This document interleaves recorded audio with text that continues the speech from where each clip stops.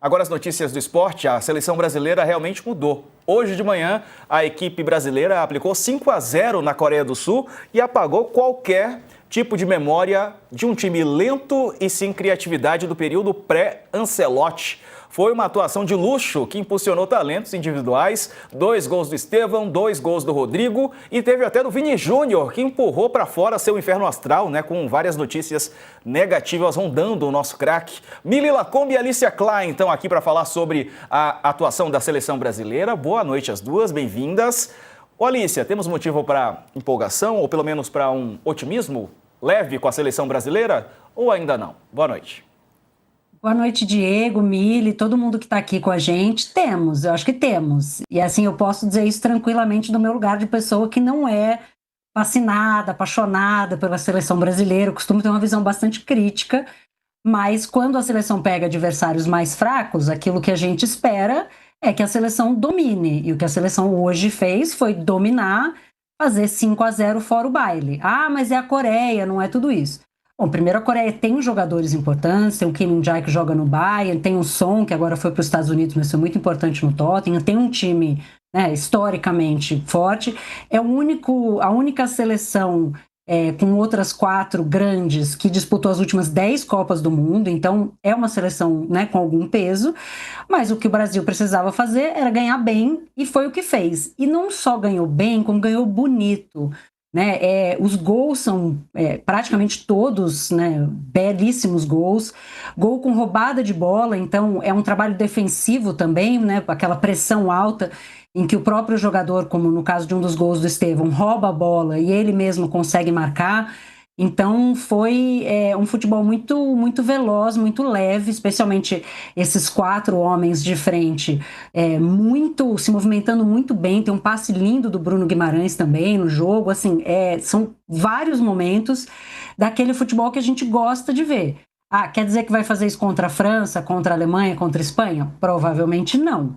Mas contra quem precisa fazer, fez, e eu acho que temos motivo sim para ficar um pouco mais animados, até porque esses são jogadores que muito provavelmente serão titulares, ou que o Ancelotti gostaria que fossem titulares, lá no meio do ano que vem, porque são alguns dos nossos jogadores de mais alto nível, junto com o Estevão, que claramente já conquistou um espacinho ali no coração do italiano.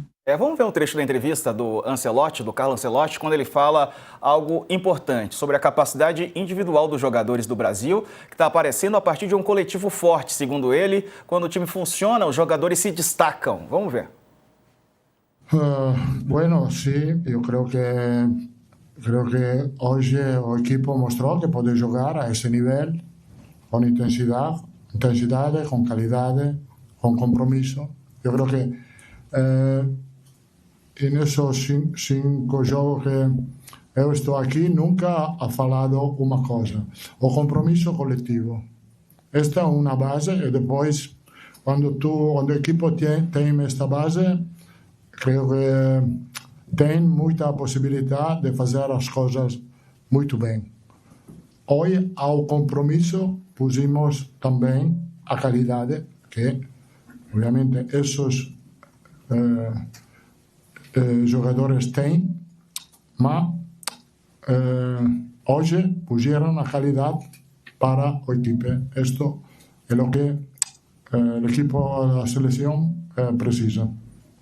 Mili, foi o Ancelotti que resgatou o bom futebol da seleção brasileira? Boa noite. Boa noite, Diego, Alicia, todas e todos aqui com a gente. Ele resgatou uma certa filosofia que talvez tivesse esquecida. Eu concordo com a Alicia, sim. E acho que essa estrutura de pensamento que ele oferece, ela é perfeita. Só um conjunto forte pode fazer com que cada uma das nossas individualidades criativas se destaque. E acho que quando as pessoas falam que a gente não tem uma geração boa de jogadores, elas estão, na verdade, apontando para o problema do coletivo. Que a gente tem, sim. A gente tem jogadores muito bons. A gente tem questões pontuais, assim, faltam camisa 10, Sobram atacantes, faltam camisa 10. Mas hoje o Rodrigo deu conta. Era uma seleção fragilizada, que é a seleção da Coreia do Sul, mas ainda assim o Rodrigo atuou com a 10 e como um 10. Me chamou a atenção o narrador da Globo, Luiz Roberto, falar que a 10 é do Neymar. Eu não sei se só eu ouvi. Você ouviu, Alicia? Isso, Ele falou, o Rodrigo joga com a 10 que é do Neymar. Como assim, gente? Como assim? Então, isso me chamou a atenção, sabe? A 10 hoje caiu muito bem no Rodrigo. Faz muito tempo que o Neymar não é um 10, sabe? Então, eu acho que esse saudosismo não vai ajudar, especialmente agora que o coletivo está se sobressaindo. Dá esperanças, sim. Ainda acho o título uma coisa absolutamente difícil de vir, mas tem um ciclo que pode estar retomando, recuperando uma certa filosofia de jogo, uma cultura de jogo que estava perdida. E é um italiano que está fazendo isso. Curioso. Depois do jogo, o Vini Júnior disse que Carlo Ancelotti é o melhor técnico que ele já teve. Alicia, quanto você acha que essa mudança na seleção passou por ele, pelo Ancelotti? Diego, acho que a gente precisa só assim, contextualizar essa afirmação e dizer que o Vini não teve muitos treinadores na vida, né? Ele é muito jovem, foi muito cedo para o próprio Real Madrid. E claro, na seleção a seleção brasileira passou por vários nomes, mas muito rapidamente. Não tenho dúvida que é um dos melhores treinadores do mundo na atualidade, historicamente um dos melhores. É o único treinador a vencer todos os campeonatos europeus nacionais de ponta, então inglês, espanhol, italiano, alemão, e é um cara que assim, não tem mais nada a provar, né? Agora está buscando esse desafio e parece estar fazendo um ótimo trabalho, especialmente se a gente pensar que ele chegou, né, há pouquíssimos meses, teve poucos encontros com a seleção brasileira, pegou uma seleção brasileira muito machucada, jogando mal e emocionalmente fragilizada por todas essas críticas, e está virando jogo rápido. Tudo isso a gente vai medir lá na Copa do Mundo, porque ele pode ganhar de 5-0 da Coreia, ganhar de 10-0 do Japão, ganhar de 20-0 na próxima data FIFA em novembro, né, nos amistosos do Brasil, e chegar na Copa do Mundo e foi eliminado nas oitavas de final. Acabou. O sonho acabou, o amor acabou, vai deixar pouca saudade. Mas é um cara muito experiente, muito. A gente tinha dúvidas aqui, falamos bastante isso quando ele foi contratado, em relação ao pouco tempo que ele teria de trabalho para alguém que vinha sem conhecer a nossa filosofia de jogo, mas, por enquanto, o que dá para dizer agora é que está começando a dar liga. E ver esses quatro jogando na frente, jogando tão bem, vendo Rodrigo e Vini, coisa que no Real Madrid não tem acontecido, jogando juntos tão bem, e vendo o Estevão solto na seleção brasileira, como se ele vestisse essa camisa há anos, é muito bonito. O que a gente vai precisar ver é se defensivamente também, ao pegar adversários mais fortes, o Brasil vai segurar a onda também.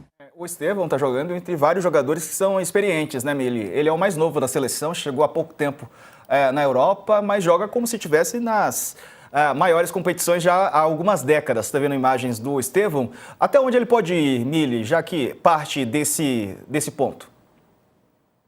Eu acho que se não tentarem restringir a ousadia, a criatividade dele, se deixarem ele ser quem ele é, o céu é o limite para o Estevão. O meu medo é que ele comece a ser doutrinado dentro de um futebol posicional, um futebol cheio de regras, um futebol autoral, daqueles que o treinador quer aparecer mais do que o elenco, e aí ele vai ficar confinado a uma certa região do campo.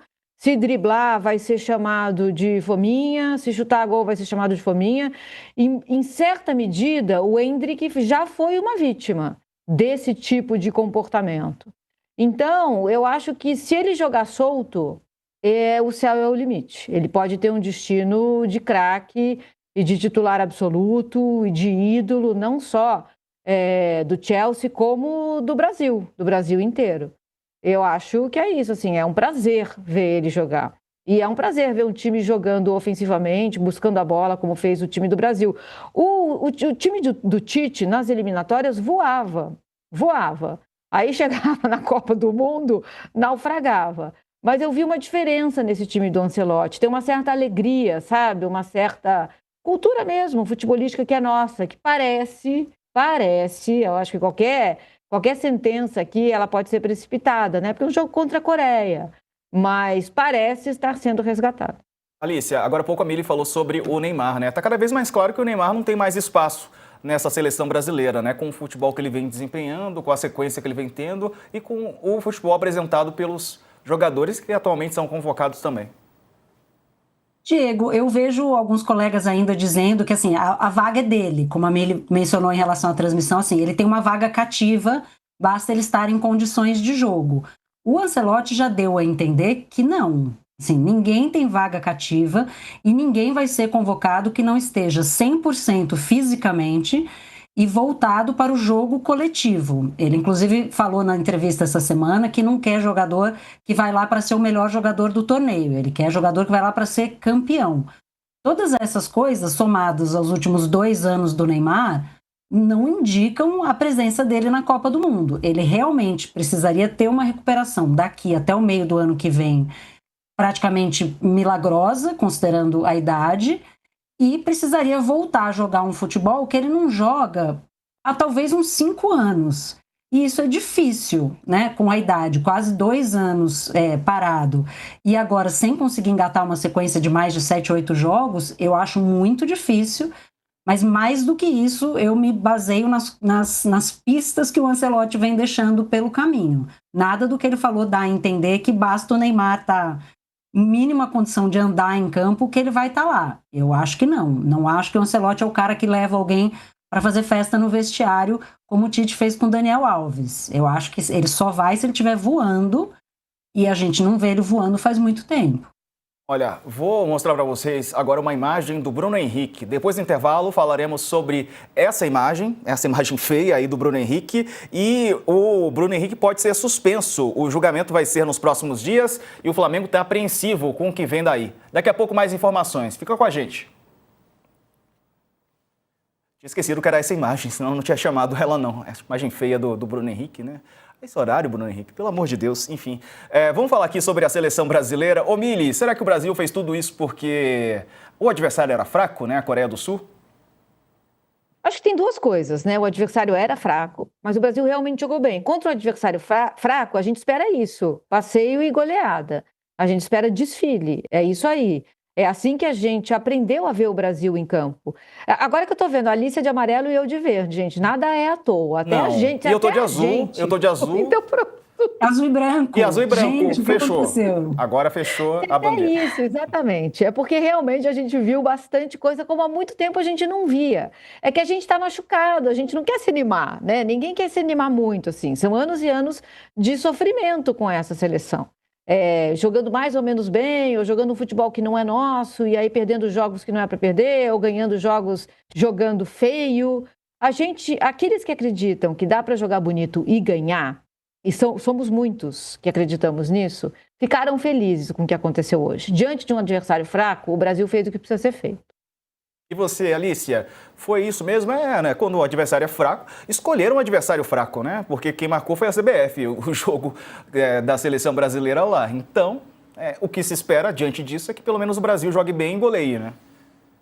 Exato, né? Um adversário fraco, com uma logística horrível, né? Muito difícil para os jogadores chegarem mais tarde, teve jogador que demorou até para participar dos treinos, mas é isso, né? Se a gente não puder ficar feliz quando golear, só vai ficar feliz se golear a Alemanha, a Espanha, a França, a Argentina, aí a gente vai ser feliz muito pouco, né? Então acho que a gente tem que se permitir curtir esses momentos, até porque isso foi uma goleada bonita. Nem toda goleada é necessariamente plástica. Algumas goleadas se constroem porque o adversário é tão fraco que qualquer coisa entra. No jogo de hoje, não. Foram muitos gols bonitos, com assistências bonitas, finalizações de realmente muita qualidade. Então, eu acho que dá para animar, sim. Claro, não quer dizer nada. O Brasil também goleou a Coreia do Sul na Copa de 2022 e foi eliminado pela Croácia, né? Mas eu acho que a gente pode se permitir ser feliz um pouquinho, sim. Lembrando que o Brasil joga contra o Japão na próxima terça-feira, aqui pelo horário de Brasília, às 7h30 da manhã, nesse horário ingrato para o torcedor brasileiro, muita gente indo para o trabalho, né? Ou, sei lá, indo para os seus compromissos. E é nesse horário que vai ser a partida contra a seleção. Fica difícil, né, a gente resgatar essa emoção de assistir a seleção brasileira com jogos durante a madrugada. Mas, enfim, a CBF deve saber o que faz, né? Ela é a Confederação Brasileira de Futebol. Vamos voltar aqui para falar sobre o nosso futebol. Foi ironia, pessoal, foi ironia.